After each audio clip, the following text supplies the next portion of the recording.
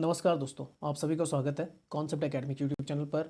और हम डिस्कस कर रहे थे आपका इंडियन पॉलिटी और टॉपिक होगा आपका सेंट्रल एंड स्टेट गवर्नमेंट। तो पहला क्वेश्चन लिखा, which article of the Indian constitution define the duties of the chief minister. तो चीफ मिनिस्टर की जो ड्यूटीज आती हैं वो आती है आर्टिकल 167 में। लिखा हुआ article 167 of the Indian constitution define the duties of the chief minister. It has specified in the second schedule. आप जानते हैं कि जो सेकंड आपकी बोल सकते हो दूसरी अनुसूची है उसमें इसका जिक्र मिलता है। A chief minister is understood to be the first among equals. याद रखना ये पहला होता है, सभी में बराबर होता है, सभी मिनिस्टर्स में। Chief minister must be a citizen of India. Chief minister should be a member of the state legislature. या तो वो किसका हो जाए, विधानसभा या विधान परिषद का हो जाए, जहाँ विधान परिषद मौजूद हो। If a person is elected chief minister who is not a member of the legislature then he she must take permission from the governor. और याद रखना अगर वो नहीं है मेंबर तो फिर वो गवर्नर से परमिशन ले सकता है, चीफ मिनिस्टर बन सकता है, बिना चुनाव लड़े भी बन सकता है। पर वही कंडीशन है कि 6 महीने के अंदर उसे या तो विधानसभा से, जिसे बोलते हैं आपका क्या, लेजिस्लेटिव असेंबली, वहाँ से आना पड़ेगा, या फिर लेजिस्लेटिव काउंसिल से आना पड़ेगा, जहाँ पर है 6 जगहों पे। और एक और कंडीशन आती है कि चीफ मिनिस्टर की जो एज होनी चाहिए वो कितनी must be 25 years of the age और मोर, 25 से ज़्यादा। अच्छा, नेक्स्ट आता है करेक्ट आंसर देना है। The governor is authorize to dissolve the state legislative assembly any time even before the completion of its term. बिल्कुल कर सकता है चीफ मिनिस्टर की सलाह पर, जब एडवाइजेबल होता है या एडवाइस दे चीफ मिनिस्टर तब कर सकता है वो ये चीज़ें। तो ये सही है आपका। The member retiring from the legislative council are eligible for reappointment. बिल्कुल सही है, अगर आप लेजिस्लेटिव काउंसिल के मेंबर हैं तो आप री अपॉइंटमेंट के लिए क्या होता है, एलिजिबल हो जाते हैं। दोनों सही है, बोथ फर्स्ट एंड सेकेंड। पढ़ लेते हैं। The legislative assembly is not a continuing chamber. याद रखना कंटिन्यू रह सकते। इस टर्म्स 5 ईयर्स असेंबली की अगर बात करें, after the expiry of this terms the assembly is automatically dissolve, भंग हो जाती है, ठीक है ना। The term of the assembly can be extended during the period of the national emergency by the law of the parliament for the 1 year at a time. एक समय पर 1 साल के लिए बढ़ाया जा सकता है जब आपकी नेशनल इमरजेंसी लगती है। The governor is authorize to dissolve the assembly even before the completion of its terms, hence statement first is correct. The legislative council is a permanent body. ये भंग नहीं होती, याद रखना, ये डिजॉल्व नहीं होती, जैसे आपकी राज्यसभा डिजॉल्व नहीं होती। And is not subjected to resolution. 1/3 of the its member retire every second year, so a member continue as a such for the 6 years.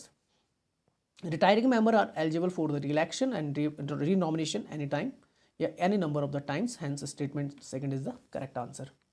Next आता है Sarkaria commission 1983 setup in the 1983 by the government of India was interested. ये बताओ क्या था, central state relation से related था, तो ये था आंसर बन जाएगा the relation and the balance of the power between the state government and the central government, उससे रिलेटेड था। पढ़ लेते हैं, देखो लिखा हुआ है the agitation for the state autonomy led to the creation of the Sarkaria Commission by the central government to recommend changes in the center-state relation. The commission submitted its report on the 1988। याद रखना 1983 में बना था। आज के लिए question बहुत ज़्यादा पूछ रहा है यूपीएससी, और 1988 में सबमिट की थी अपनी रिपोर्ट। ये ज़्यादा पूछ रहा है कि कब की थी रिपोर्ट सबमिट, ठीक है ना, ये नहीं पूछ रहा है कब बनी थी, रिपोर्ट सबमिट कब की थी, तो ये भी याद रखना आपने। The founding father of the Indian Constitution were deeply concerned about the ensuring the unity and the integrity of the country. They were aware of the forces of the disruptions and the disunity working within the country. These dangers at the time of the independence could be handled only by strong government at the center.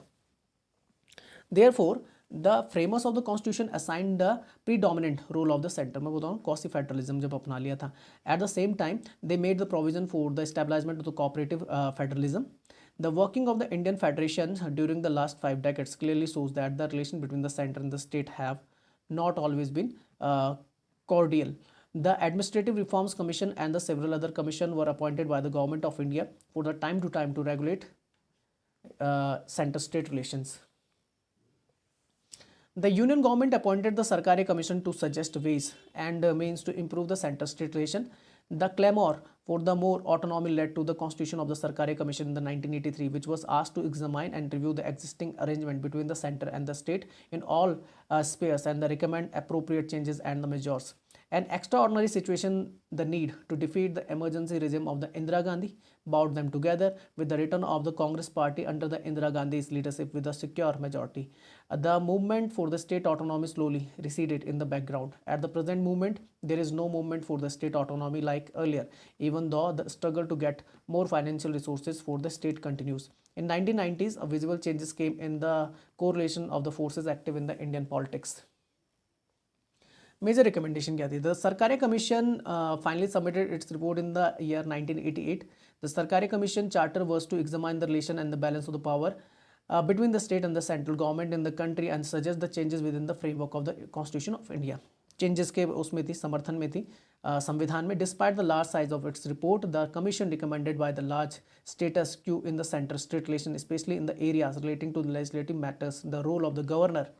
ये था कि भाई देखो क्या होता है कि central government क्या करती है, आप जानते हैं कि प्रेसिडेंट नियुक्त कर देता है किसको, गवर्नर को अपॉइंट कर देता है, और क्या करता है कि अब वहाँ पर कंट्रोल क्या कर देता है कि गवर्नर क्या कर सकता है बोल सकता है मिस मैनेज या मिस गवर्न के हिसाब से क्या कर सकता है, स्टेट को क्या कर सकता है, वहाँ पर राष्ट्रपति शासन लगा सकता है, प्रेसिडेंशियल बोल सकता है, आपका इमरजेंसी लग सकती है, आपकी स्टेट इमरजेंसी जिसे बोलते हैं. तो सबसे ज़्यादा जो गलत इस्तेमाल होता है ना इमरजेंसी में, एक तो नेशनल इमरजेंसी होती है आपकी, एक स्टेट इमरजेंसी या प्रेसिडेंशियल रूल बोलते हैं जिसे, और एक होती है फाइनेंशियल इमरजेंसी. सबसे गलत जो इस्तेमाल होता है उसको होता है आपका स्टेट बोल सकते हैं इमरजेंसी का. तो वहाँ पे रोल किसका आ जाता है भाई, सेंटर का आ जाता है कि सेंटर अपने हिसाब से लगा देता है. आप जानते हैं उत्तराखंड में भी लगा था. तो जो मिसयूज़ है किसका, आर्टिकल 356 का, उसे कंसर्न किया था इन्होंने सरकारी कमीशन ने. Thus we can say the Sarkaria commission setup in the 1983 by the government of India was interested to examine the relationship and the balance of the power between the state government and the central government. Consider the following statement, और ये लिखा incorrect बताना है. सबसे पहले तो यहाँ पे गोला मार देना, जो चीज़ पूछी रहती है, कभी करेक्ट पूछता है कभी इनकरेक्ट पूछता है. तो करेक्ट तो वो गड़बड़ हो सकते हैं क्वेश्चन, तो इनकरेक्ट बोला हुआ है. तो governor can promulgate an ordinance even when only one house is in session in the case of the bicameral legislature. बोल रहा है जहाँ पे द्विसदनीय क्या आपकी बोल सकते हैं लेजिस्लेचर्स है, विधान परिषद और विधानसभा दोनों है. तो अगर एक भी हाउस क्या आपका सेशन में है तो वो क्या कर सकता है, ऑर्डिनेंस पावर को यूज़ कर सकता है गवर्नर अपनी, हाँ कर सकता है. Unlike president, his ordinance making power is the discretionary power. Discretionary मतलब होता है कि अपने बोल सकता है अपने मर्जी से क्या कर ले, ऑर्डिनेंस को जारी कर दे. नहीं, याद रखना आप लोग, ऑर्डिनेंस मेकिंग पावर जो होती है डिस्क्रिशनरी पावर नहीं होती, ठीक है ना. वहाँ पर उसे कहाँ से एडवाइस लेनी होती है, एडवाइस लेनी होती है सीएम से, चीफ मिनिस्टर से. तो इनकरेक्ट जो होगा वो हो जाएगा आपका सेकंड. तो लिखा हुआ है the ordinance making power of the governor, he can promulgate an ordinance only when his the legislative assembly is not in the session और when the both house of the state legislature are not in the session. या तो एक session में नहीं है या दोनों session में नहीं है तब भी इस्तेमाल कर सकता है, और when either of the two houses of the state legislature is not in session. The statement first is correct. This mean that the an ordinance can be promulgated by the governor when only one house in the bicameral legislatures, जहाँ पे द्विसदनीय व्यवस्था है, ठीक है ना.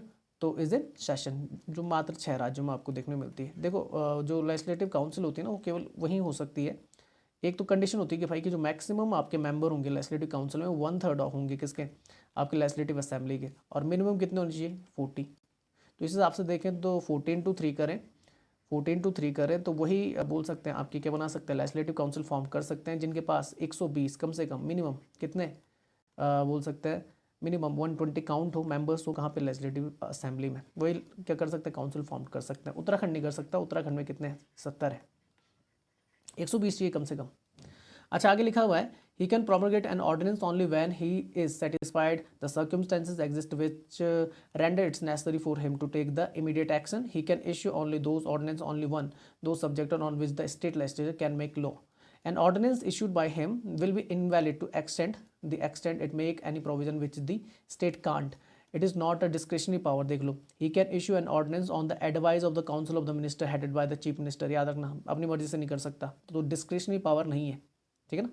अच्छा it ceases to operate the expiry of the 6 weeks, और याद रखना 6 वीक का टाइम होता है, मतलब 6 वीक तक वो बना रहता है, उसके बाद एक्सपायर हो जाता है from the assembly state legislature, मतलब उसके बाद 6 हफ्ते बाद डिस्कस होना चाहिए कहाँ पर, आपका विधानसभा में आपका वो बोल सकते हैं वो bill.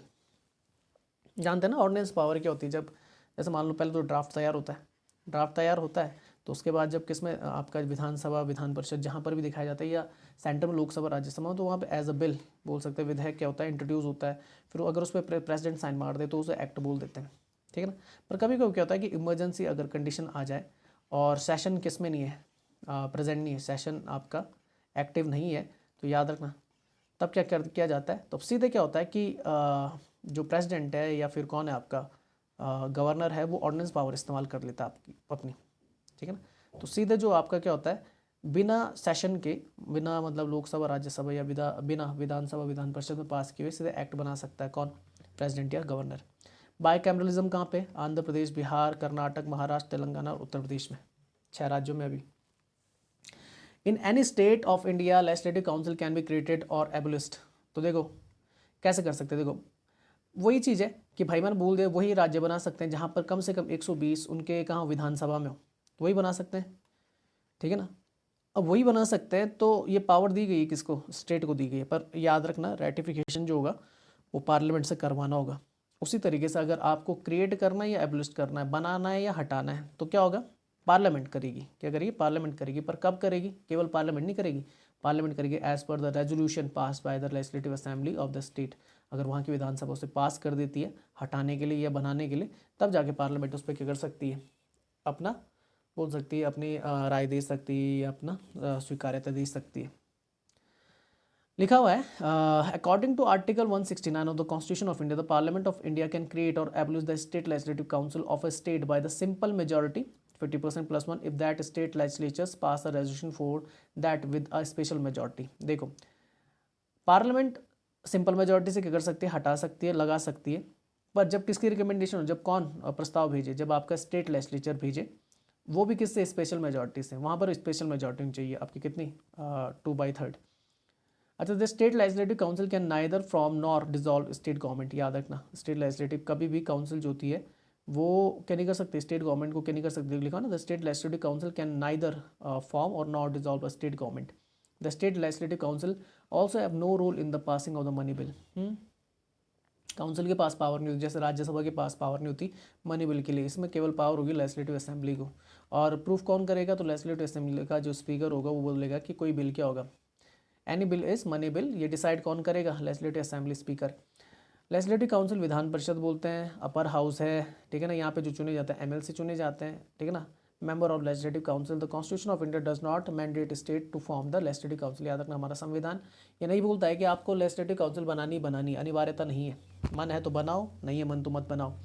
What is the difference between the legislative assembly and the legislative council? The term of the legislative assembly is a 5 year unless it is dissolved earlier at the request of the chief minister। याद रखना भंग हो सकती है 5 साल के लिए, 5 साल से पहले भंग किया जा सकता है। The tenure of the member of the council is 6 years। अगर उसकी बात की जाए वहाँ पर 6 year होती है। 1/3 जो मेंबर होते हैं आपके क्या होते हैं, रिटायर होते हैं, उनकी जगह नए आ जाते हैं हर 2 साल में। The legislative assembly is the lower house much like the Lok Sabha of the parliament। Legislative council is the upper house much like the Rajya Sabha। It's a permanent house, legislative council। How is legislative council created? The member of the council are either nominated by the governor of the state or are indirectly elected। याद रखना legislative council में direct election होता है, indirect होता है, जैसे राज्यसभा के लिए होता है। देखो 1/3 जो मेंबर होते हैं वो चुने जाते हैं बाय लेजिस्लेटिव असेंबली, जो मेंबर होते हैं उनके थ्रू 1/3, ठीक है ना। ये जो लेजिस्लेटिव असेंबली मतलब विधानसभा के जो कौन होंगे, सदस्य होंगे, वो चुनेंगे किसके, विधान परिषद के मेंबर्स को 1/3। 1/3 जो आते हैं elected by the local bodies. अब उस लोकल बॉडीज़ मतलब जैसे म्यूनसिपैलिटी आ गई, लोकल अथॉरिटी आ गई, तो वो चुनती है। तो ये हो गया 1/3 और हो गया, तो ये कंप्लीट हो गया आपका 2/3। अब बचा केवल कितना, 1/3 और चुनने। अब 1/12 जो चुना जाता है वो ग्रेजुएट्स के थ्रू चुना जाता है मैम, ठीक है ना, इलेक्टेड बाय द ग्रेजुएट्स, ठीक है ना। कितना 1/12, ये हो गया 1/12 बाय ग्रेजुएट्स। अच्छा 1/12 by the member of the elected by the teachers, ठीक है। तो 1/12 में जो बोल सकता है 1/12 ही हो गया, 1/12 ही हो गया किसमें, ग्रेजुएट्स और टीचर्स। अच्छा उसके बाद 1/6 जो आता है आपका वो बाय द गवर्नर नॉमिनेटेड होते हैं, तो 1/6। अब जानते हैं आप वहाँ पे 2/3 कंप्लीट हो चुका है, 1/3 बचा हुआ है। 1/12 को जोड़ेंगे तो 2/12 तो हो जाएगा, इसे लिखते हैं 1/6। अब 1/6 और 1/6 को जोड़ोगे तो कितना हो जाएगा आपका 2/6 और 1/3 कंप्लीट हो गया। तो याद रखना देखो 1/3 by legislative assembly member, 1/3 by local bodies, 1/6 by president nominated होते हैं, 1/12 बाय टीचर्स, 1/12 बाय ग्रेजुएट्स। ये हो जाता है टोटल मिला के 1 हो जाएगा आपका, मतलब कंप्लीट हो जाएंगी सीटें। The legislative council elects its chairman who plays the role of the presiding officer and deputy chairman from the among its member। याद रखना इसका जो presiding officer होता है और डेप्यूटी चेयरमैन वो मेंबर ही होता है। राज्यसभा में ऐसा नहीं होता, राज्यसभा में आप जानते हैं कि जो आपका चेयरमैन होता है वो क्या होता है, एक्स ऑफिशियल चेयरमैन होता है, वो आपका वाइस प्रेसिडेंट होता है। यहाँ पर नहीं, यहाँ पे मेंबर होना जरूरी है। एलिजिबिलिटी क्या है भाई, कम से कम 30 साल का होना चाहिए। An Indian citizen who is at least 30 years of the age, a person cannot simultaneously be a member of parliament and the state legislature. एक साथ नहीं हो सकता है कि वो संसद में भी हो और यहाँ पर भी हो, परिषद में भी हो, ऐसा नहीं होगा. How many legislative council are there? तो 6 हैं आपके टोटल. ये याद रखना, आंध्र प्रदेश, बिहार, कर्नाटक, महाराष्ट्र, तेलंगाना, उत्तर प्रदेश. अच्छा, नेक्स्ट क्वेश्चन आता है. Consider the following statement with reference to governor. Governor should not belong to the state where he is appointed. बिल्कुल सही है. जहाँ पर उसे अपॉइंट किया जाता है ना गवर्नर को, अपॉइंट कौन करता है? प्रेसिडेंट. वो वहाँ का नागरिक नहीं होना चाहिए, वहाँ से बिलोंग नहीं करना चाहिए. ठीक है ना. तो ये याद रखना, ये बिल्कुल सही है, ट्रू हो जाता है. He should be above 30 years of age. 30 नहीं होता. प्रेसिडेंट बोलो, वाइस प्रेसिडेंट बोलो, गवर्नर बोलो, इसके लिए 35 होती है. तो ये हो जाती है आपकी क्या? फॉल्स. तो बोल रहा है इनकरेक्ट कौन सा? तो इनकरेक्ट है आपका सेकंड वाला. तो लिखा हुआ है the constitution of India and when we suggest the same pattern of the government in the state as that of for the centre, that is parliamentary system. Part जो आपका कौन सा आता है? 6 of the constitution deal with the government in the states. The governor is the chief executive head of the state. Usually there is the governor for the each state, but the 7th constitutional amendment act 1956 facilitated the appointment of the same person as the governor of the 2 or more state. याद रखना, जो 7th वाला तो बहुत important है. एक तो इसके थ्रू पार्ट 7 हटा दिया गया था, ये याद रखना, ये हट गया था, एबोलिस्ट हो गया था. दूसरा है कि भाई इसने निकाला कि भाई आपका क्या हो सकता है? एक या एक से ज़्यादा, 1 और मोर स्टेट्स के लिए एक क्या हो सकता है? कॉमन क्या हो सकता है? गवर्नर हो सकता है. एक ही क्या हो सकता है? गवर्नर हो सकता है. एक तो ये चीज़ आपने याद रखनी है. और दूसरा है कि एक या एक से अधिक स्टेट्स के लिए आपका कॉमन क्या हो सकती है? हाई कोर्ट भी हो सकती है. ये दो चीज़ आपने याद रखना 7th कॉन्स्टिट्यूशनल अमेंडमेंट 1956 के थ्रू. The governor is neither directly elected by the people nor indirectly elected by the specially constituted electoral college as the in case of the president. President की तरह ये इलेक्टेड नहीं होता, ना ही बोल सकते प्रत्यक्ष चुनाव होता, ना ही अप्रत्यक्ष होता है, बल्कि अपॉइंटेड होता है बाय द प्रेसिडेंट. और याद रखना वो भी एडवाइस करेगी जब कौन? Central government, by the warrant under his hand and seal. अच्छा, तो constitution lays down only 2 qualification for the appointment of the person as the governor. तो कंडीशन है he should be the citizen of India, he should have completed the age of the 35 years. Additionally, there are the 2 conventions that have developed over the years. He should not belong to that state where is the appointed, so that he is free from the local politics. याद रखना, उस राज्य का निवासी नहीं हो सकता जहाँ पे उसे गवर्नर चुना गया. While appointing the governor, the president is required to consult the chief minister. याद रखना, करना पड़ता है, सलाह लेनी पड़ती है of the state concerned, so that the smooth functioning of the constitutional machinery in the state is ensured. In the distribution of the subject between the union and the states, cyber law belongs to. cyber law आ जाता है residuary powers में. ठीक है, residuary मतलब state के पास चली centre के पास चली जाती हैं, आपसे सकती है जिन्हें बोलते हैं. Cyber law refer to the legal issue related to the use of the communication technology. Cyber law prevent any crime done using any technology. It protects citizen from the distributing personal information to stranger online. The cyber law are included in the Information Technology Act 2000. याद रखना, ये paper में पूछा हुआ था. IT act, information technology act, ये अटल बिहारी वाजपेयी के time पे आया था. ये पूछा गया था आपका पुलिस कांस्टेबल के पेपर में, पुलिस कांस्टेबल के पेपर में उत्तराखंड के. IT act. The cyber law belongs to the residuary subject because the law came into existence after the making the constitution. The Information Technology Act 2000 was enacted and amended in 2008. और कब amend हुआ था ये? 2008 में amend हुआ था, संशोधित. This act explained the different types of the cyber crime and their punishment. Only the central government is allowed to make the law in respect of the cyber law. याद रखना, central government को ये अधिकार है कि cyber law के मामलों में क्या कर सकती है? आपके नियम बना सकती है. नेक्स्ट आता है ये यहाँ पे क्या पूछा है? करेक्ट पूछा हुआ है. The constitution does not contain any specific procedure for the selection and the appointment of the prime minister. हाँ बिल्कुल, कॉन्स्टिट्यूशन में इस तरीके के कुछ प्रावधान नहीं है, ये सही हो जाता है, ट्रू है. द रेजिग्नेशन ऑफ द और the death of any incumbent prime minister ऑटोमेटिकलिटीज ऑफ द काउंसिल मिनिस्टर. बिल्कुल सही है. अगर किसी की बोल सकते हैं मृत्यु हो जाती है, त्याग पत्र देता है, तो पूरे मंत्रिमंडल को साथ में क्या देना होता है? त्याग पत्र देना होता है. एक ही नाव में बैठे हुए अगर एक आदमी डूबेगा तो सब डूबेंगे, याद रखना. इस तरीके से आपने याद रखना है. तो आंसर हो जाएगा both first and second are correct. लिखा हुआ है in the scheme of the parliamentary system of the government provided the constitution the president is the nominal executive authority. De jure executive बोलते हैं, डी जूरे हेड बोलते हैं, और इसे de facto head बोला जाता है किसको? प्राइम मिनिस्टर को. In the other word the president is the head of the state and while the prime minister is the head of the government. The constitution does not contain any specific procedure for the selection and the appointment of the prime minister. Article 75 says only the prime minister shall be appointed by the president. However, this done This does not imply that the president is free to appoint anyone as the prime minister.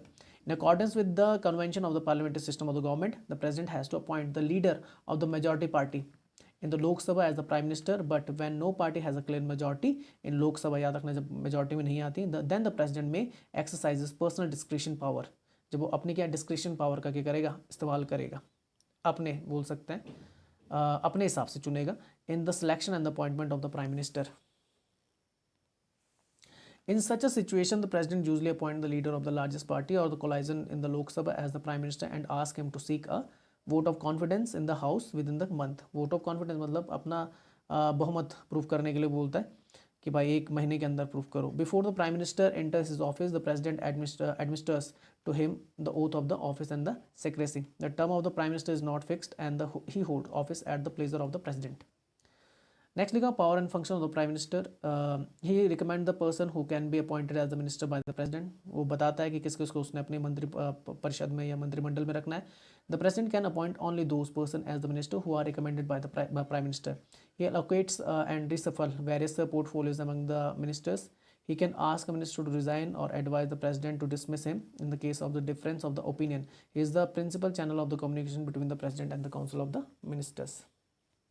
Next लिखा he advises the president with regard to the appointment of the important officials like the Attorney General of India, the Controller General of India, and the chairman and the member of the UPSC, election commissioner, the chairman and the member of the finance commission, and so on.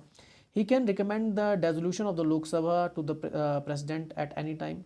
He is the chairman of the Niti Aayog, which succeeded the Planning Commission, National Integration Council, Interstate Council, National Water Resources Council, and some other bodies. The resignation or the death of any incumbent prime minister automatically dissolve the council of the ministers and thereby generate a vacuum.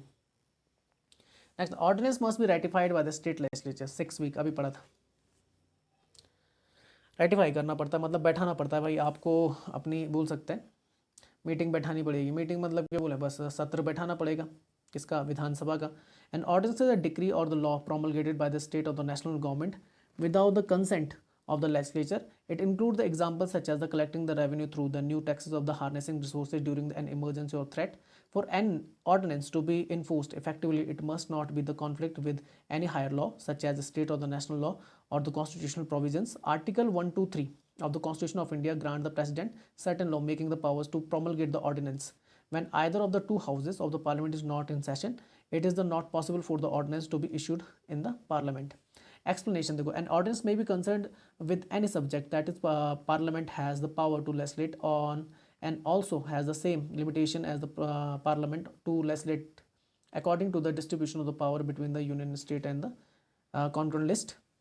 There are the 3 limitation with regard to the ordinance making power of the executive. याद रखना 3 restriction आ जाती हैं, limitations आ जाते हैं. President can only promulgate an ordinance when the either of the two houses of parliament is not session. अगर दोनों हैं तब नहीं कर सकता ordinance power का इस्तेमाल, सेशन में अगर है. The president can not promulgate an ordinance unless he is satisfied that there are the circumstances that require taking the immediate action. ठीक है ना, जब जरूरत नहीं है तब नहीं करना है, इमरजेंसी कंडीशन में जारी कर सकता है. ऑर्डिनेंस में be approved by parliament with 6 week. याद रखना जब भी देखो, अब सेशन कब बैठता है भाई, मैक्सिमम कितना गैप हो सकता है, 6 मंथ का हो सकता है ना. तो 6 मंथ का गैप हो सकता है. तो 6 मंथ, अब देखते हैं वैलिडिटी कितनी होती है. तो 6 मंथ 6 वीक बोला जाता है वैलिडिटी ऑफ एन ऑर्डिनेंस. अब ये 6 मंथ मतलब, क्योंकि क्या होता है कि अगर 1 सेशन और सेकंड सेशन के बीच में मैक्सिमम गैप कितना हो सकता है, 6 मंथ. और अगर सेशन हेल्ड हो जाता है तो 6 वीक के अंदर, अंडर 6 वीक आपको क्या करना, वहाँ पे पेश करना होता है. ऑफ द रिसेंबलिंग और they may cease to operate, they will also cease the operate in this case resolution approving the ordinance and pass by the both the house. याद रखना. उसके बाद बोल सकते हैं आपकी लोकसभा राज्यसभा क्या कर सकती है, फैसला ले सकती है कि पास करना है कि नहीं करना है. पास कर दिया, राष्ट्रपति ने साइन मार दिया, तो ऑर्डिनेंस से जो आपका एक्ट बना था वो एक्ट रहेगा ज्यों का त्यों. और अगर नहीं किया तो क्या हो जाएगा, फेल हो जाएगा. ये आपने याद रखना है. The council of minister does not include which of the following. तो मिनिस्टर ऑफ स्टेट्स आते हैं, डेप्यूटी मिनिस्टर्स आते हैं, कैबिनेट सेक्रेटरी नहीं आता, कैबिनेट मिनिस्टर्स आते हैं. ये आपने याद रखना है. तो आंसर हो जाएगा, कौन सा गलत है, 3rd ओनली. अच्छा करेक्ट पूछा हुआ है, करेक्ट पूछा हुआ है तो 1st and 2nd ओनली. देखो लिखा हुआ है composition of the council of the minister. The council of the minister consists of the 3 categories of the minister, namely cabinet ministers, minister of state and the deputy ministers. That एक आपका और होता है minister of the state independent charge. अब ये होता क्या है, देखो कैबिनेट मिनिस्टर होते हैं भाई जो बहुत मुख्य क्या होते हैं आपके मंत्रालय होते हैं वो होते हैं। मिनिस्टर ऑफ स्टेट होते हैं जो बोल सकते हैं जो इन्हीं के अंतर्गत काम करते हैं, डेप्यूटी मिनिस्टर भी वो होते हैं। एक होते हैं minister of the state independent charge, मतलब जिनके ऊपर कोई कैबिनेट मिनिस्टर नहीं होता।